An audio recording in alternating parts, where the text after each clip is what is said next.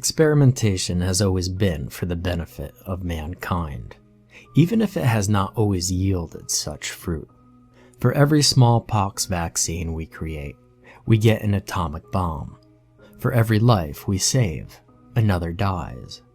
Each for the sake of progress. The case is no different here. I, Dr. Daniel Hoborn, was part of a government operation, designate Hermes. I worked on it for over 10 years. I worked closely with many esteemed scientists, but none more so than Professor Stoker. The man was smart enough to equate circles around me, and I graduated Harvard at 17.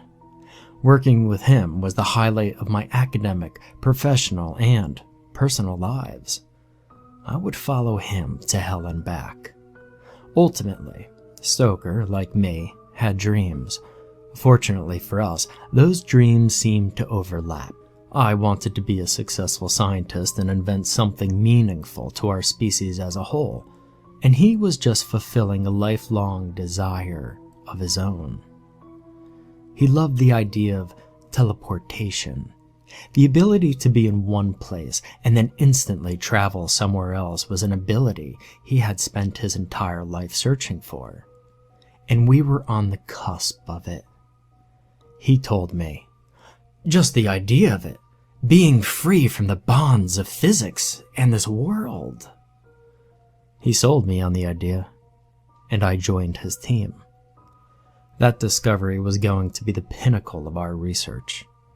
And about a year ago, we cracked it. The science was there. Dr. Stoker put the final equation in, and it all fell together. The energy in the lab was electrifying. All sleep stopped for me after that. Stopped for all of us, actually. How could we sleep? We were so close. It was truly an exhilarating time. We built his machine, and we did it in less than a month. Working overtime, we barely took any breaks. The future was so close to our grasp. The construction was simple, and we were told the government was giving us all of our funding. I knew Stoker was in close contact with some DSA, whatever department that stands for. It doesn't matter now. It all ended the same. Anyway, once we'd built the machines, 4 of them, each with their own partner platforms, we ran the first test. The first item to be teleported was Dr. Stoker's old desk chair. We placed it on the platform under that cone-shaped head, and we backed off. The machine disassembled it, molecule by molecule. We watched as energy sparked around it, a weird, reddish energy. All around the chair it sparked and crackled like red lightning. Then, the chair fell apart like ashes. Each little piece kind of hung in the air, and they all seemed to shrink away into nothingness. Moments after it disappeared completely, it reappeared with the same energy. Small pieces appeared and grew, turning from ash back into the form it held before. The chair was put back together, and it maintained all of its structural integrity. And with that, we celebrated all through the night. Experiments continued the very next day. That damned day. Dr. Stoker never left that room. He did everything next to that machine. All of his work, eating, drinking, hell, he didn't even leave for a bathroom break. He just kept testing. First, it was as simple as moving the chair from one platform to the next. That was done easily, and repeated at least 100 times. No problems. We would try different objects of varying sizes and densities. They all worked. Multiple items at once. Moving objects. It all ended the same. Our only minor problem came when we sent the first rat through. The thing squeaked and squeaked as it was taken apart, and when it was put back together, it just lay there. It was dead. The professor showed a little discouragement, but I knew what happened. This being my chance to impress him, I drew up a formula, an equation to use the energy to jumpstart the rat's heart back to life after teleportation. Dr. Stoker laughed and embraced me. It was the happiest moment I'd had in those 10 long years. I had finally helped that brilliant man. The next 50 or so tests proved positive. The rats came back, alive and well. The teleporter was working. It was all thanks to me. The professor made sure to remind me of that every single minute. But as the day went on, I saw a new look on his face. He made longing glances at the platform between tests. We all knew what he wanted to do. I don't think I can describe to you the feeling when the professor said, "Okay, time for human trials." The first feeling may have resembled excitement or joy. I was so proud of myself, maybe pride is a better word actually. But I was happy that our work had the professor so confident. Then the second thing to hit me was confusion. The teleporter had only been through a couple hundred tests at most, and sure, they'd nearly all been positive results. But something put me off. I mean, the machine only had been operational for a little more than a day, and the other scientists felt it too. They all thought the same as I did, that the professor was moving too fast. And one scientist tried to talk him out of it. The professor wouldn't hear any of it, forcibly telling that scientist that if he didn't like it, he could leave. Well, he didn't. None of us wanted to miss out on this chance of a lifetime. Stoker offered himself to be one of the first. 3 other scientists volunteered as well. Dr. Gregory Hopkins was given the honor of being the first. He was older and had been working on the basic formulas long before Stoker. After him were Dr. Gina Thompson and Dr. Sandra Weaver. They all seemed about as excited as the professor was, and were keen on joining him in this revolutionary voyage. I wasn't as keen. I tried to talk Gina out of it.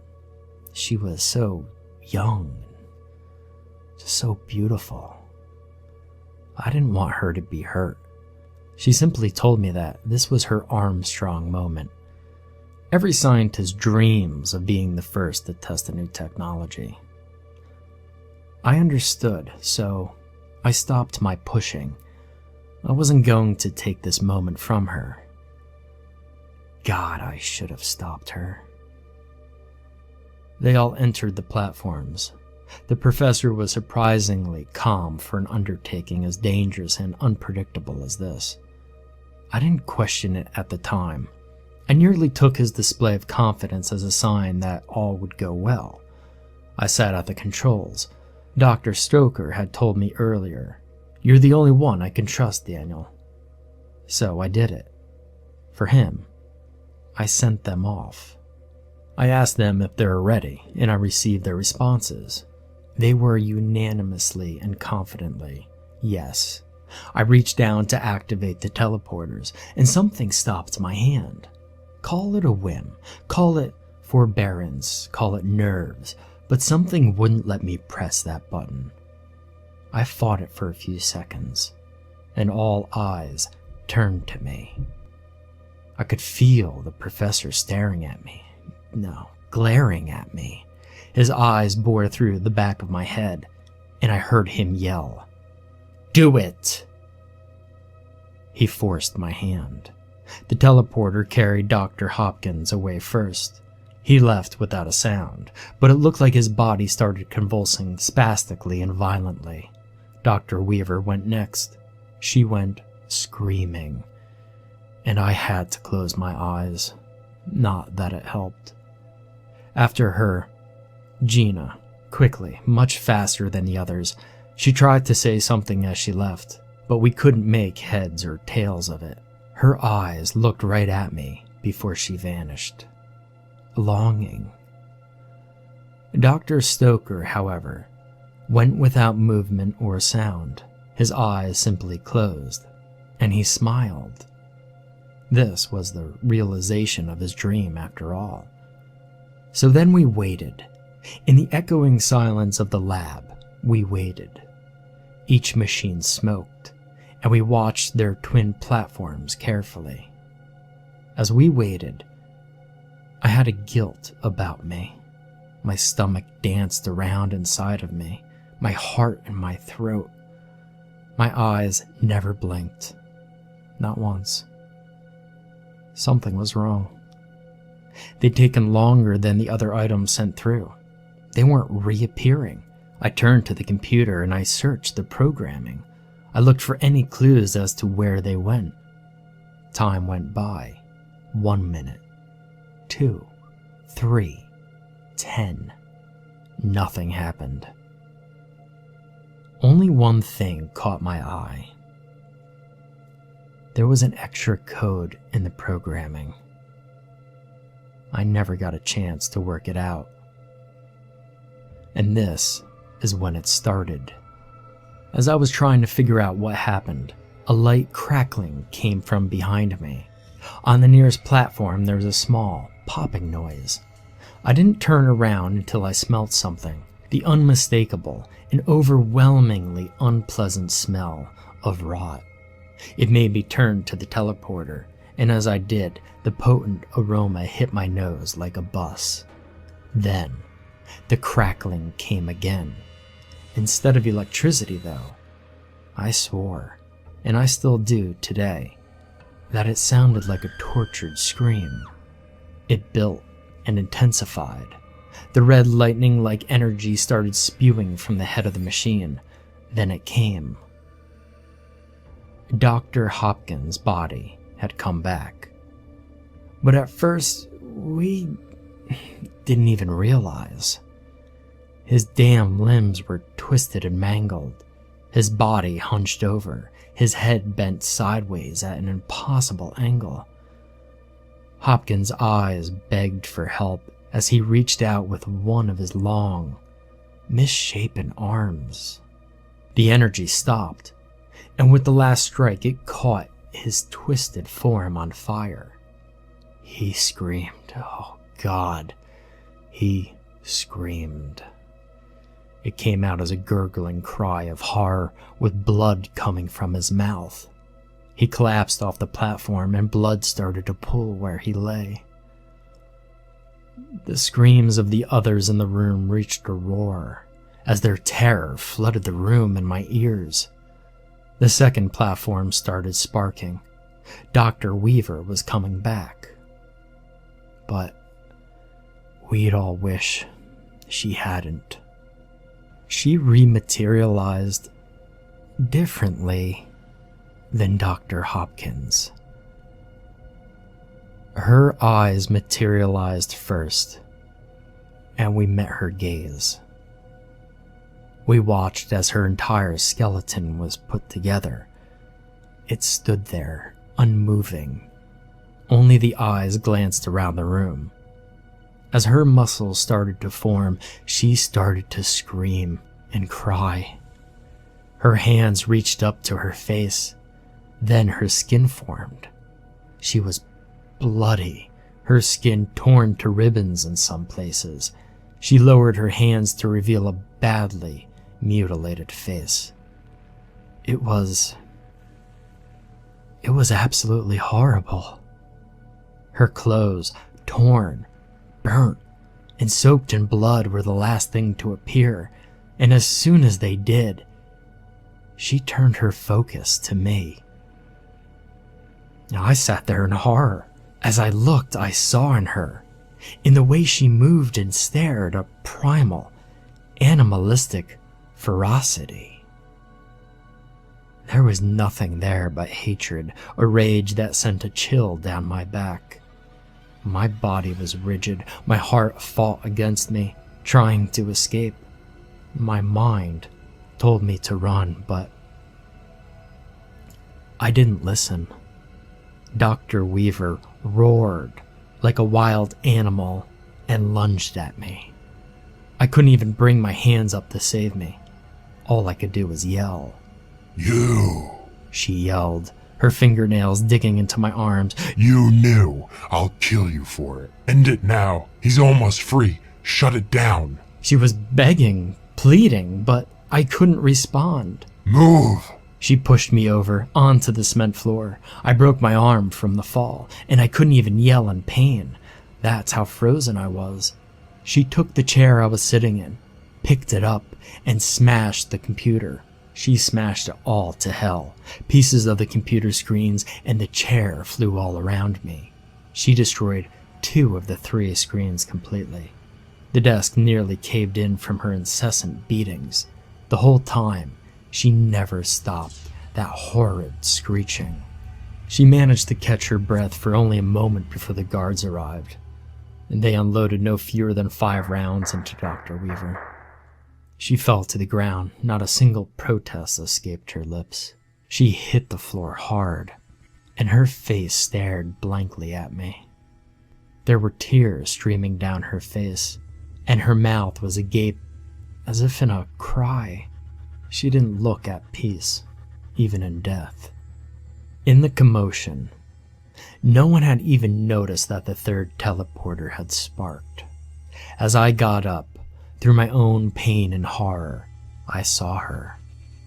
Gina, just sitting on the teleporter platform, her legs crossed. She was leaning forward, twiddling with her thumbs, humming a song. No one dared to even breathe, and we listened. I asked around later, but nobody knew the song she hummed. All that we could agree on was that it was the single most depressing tune we'd ever heard. She stared down at her hands, at least we thought. Her greasy hair covered her face, and no one moved. I don't think anyone could, after the 2 horrors they just witnessed. After a while, my breath came, heavy and forceful, my body shaking. I was going into shock.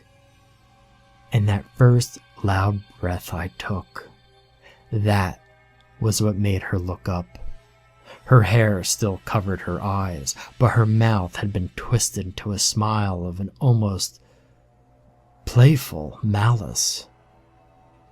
I still remember her words perfectly. "You did it, Daniel," she said. But it wasn't Gina's voice, not the one I knew. "You are the true monster here. Was it worth it? Worth it all?" I didn't answer her. I couldn't even stand up. She chanted a song like rhyme, quietly, as if singing to herself. "He was trapped, and now he's free. He's out for pain and misery. Caged like a rat, betrayed by men. But now is now, and that was then. Oh, the ones who trapped him here will soon be known. The true face of fear." Her head sharply turned to face me. In doing so, the black hair that covered her eyes was thrown to the side. And I saw her eyes, different from the 2 before. There was no begging expression in them, no sorrow or pain. Her eyes were full of blood. It leaked out and streaked down her face like tears. There was no way she could see a thing, but they still looked right at me. She could see me, and she watched me. She said nothing more. She kept smiling through it all. Her gaze turned away from me, and she hunched her head back down, humming again. I slowly got to my feet, and I went to see what was left of the computer. Amazingly, one of the screens still flickered on. I had to see about Professor Stoker. I held on to the hope that at least one would make it out of this okay. He had to make it out, just one. Then, I thought the computer was busted, It read on screen, "Delivery complete. All 4 subjects returned." I turned to Dr. Stoker's pad. Nothing.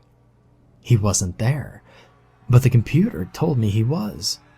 I wanted to wait. I wanted to make sure he was okay. Of course, I wasn't able to.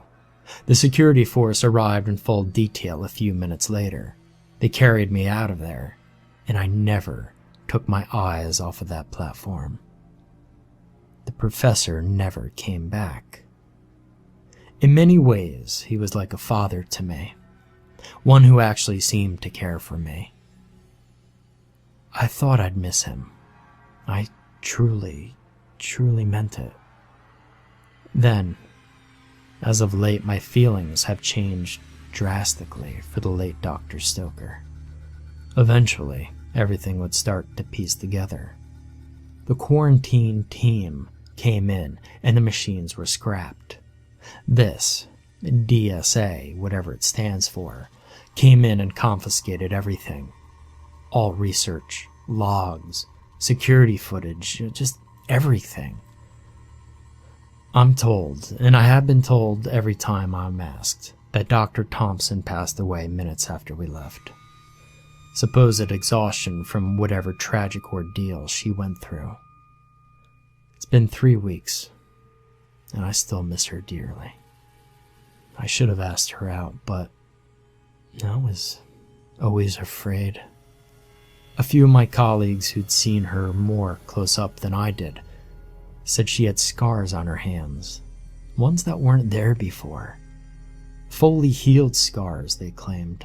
Scars take a considerably long time to heal the way they do. The implications of this, I don't even want to think about it. I don't know where they went, and I most certainly don't want to imagine any of them being there for any extended period of time. They were my friends. Speaking of friends, Dr. Stoker never came back.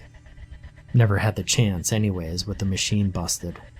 Still, I couldn't help shake the feeling I was missing something. I tried to at least locate the man's family to let them know. I figured it'd be best if someone close to them explained the whole thing. Government orders be damned. I had to tell his family. However, upon further investigation, nothing. No relatives or family in this country or any.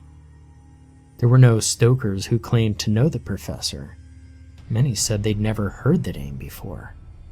Stoker isn't even a common name, and I checked with a lot of people. I realized something pretty strange during all of this. My interaction with him over the 10 years, and the man never once mentioned anything about his family. So I decided simply to check around. Using my old hacking skills, I discovered several shocking truths. The first being that we'd never received proper funding for the experiment. The DSA turned us down on the grounds that the risks to human life were too great. They knew something was wrong from the get-go, and Stoker made us continue anyways. The next point was that I could never replicate the code I found. I only saw it for a second, and the parts I saw didn't make sense. Stoker had added an extra command, and I will probably never know. And finally, I discovered that within the personal profiles for our operation, there was no official folder for Dr. Stoker. At all. At this point, my mind flooded with confusion and theories. The most insane asked if Dr. Stoker had been, somehow, erased from history. And the reasoning why this made no sense quickly became obvious. How could he help us? How did I remember him? No, it had to be something more. I thought back to every event that day, something I could have missed. What did I miss in those 10 years I knew him that could have hinted at the blazingly obvious truth before me? Then, I remembered something Gina had said. and immediately, with macabre fascination and nervousness I hadn't felt since that day, I called a colleague of mine whom I hadn't contacted since the incident. They were a computer tech, and I knew they hated government interference more than anything. I simply asked him one question. Do you have a copy of the security footage?